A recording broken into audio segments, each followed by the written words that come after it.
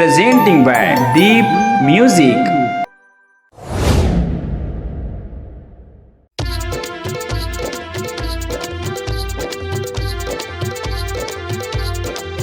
बोलो गजानन स्वामी की, चकाचक लड्डू खाने वाले की।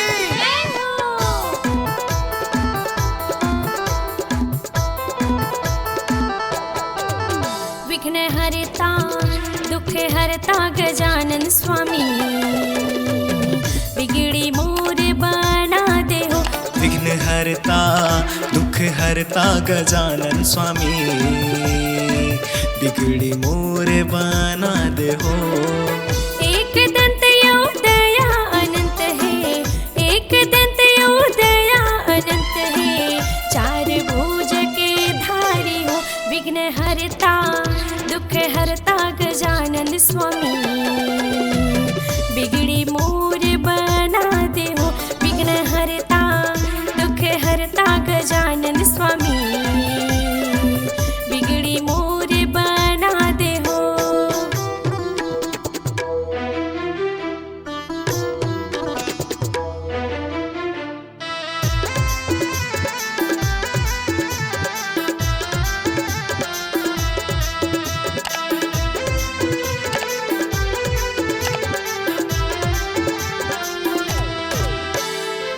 पान चढ़ावो फूल चढ़ावो, लड्डू के तोला भोगे लगावो।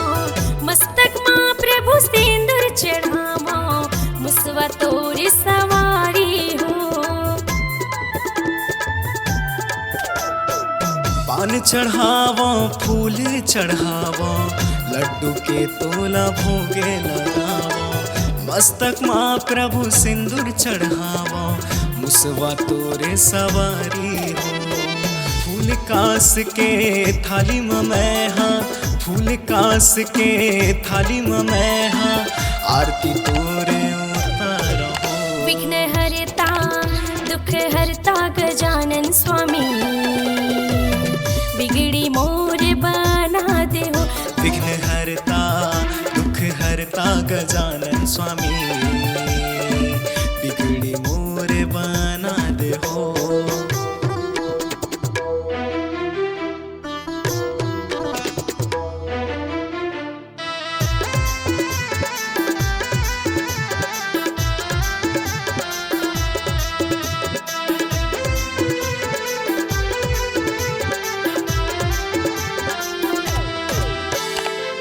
अंधरी अंधराला आखी देते, कोडिला तह काया हो।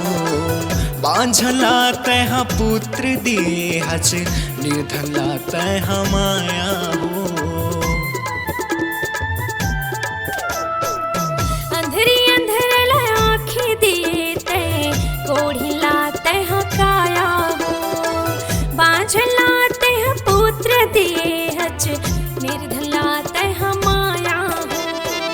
सविता साहू के लाज ले रख दे, सविता साहू के लाज ले रख दे, बारे बारे गोरावो।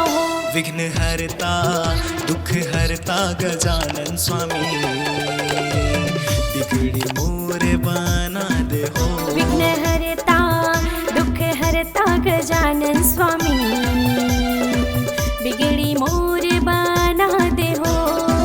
बिगड़ी मोर बना दे हो, बिगड़ी मोर बना दे हो, बिगड़ी मोर बना दे हो।